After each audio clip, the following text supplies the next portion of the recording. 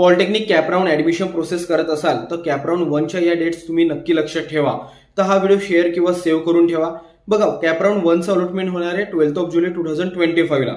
Allotment झाल्यानंतर 13 to 15 जुलैमध्ये तुम्हाला 2 ऍक्शन घ्यायचे आहे. एक, इन केस जर तुमचं ऑटो फ्रीज झालंय तर ऑफकोर्स तुम्हाला सीट ऍक्सेप्टन्स फीस पे करावं लागणार आहे ऑनलाईन पद्धतीनं.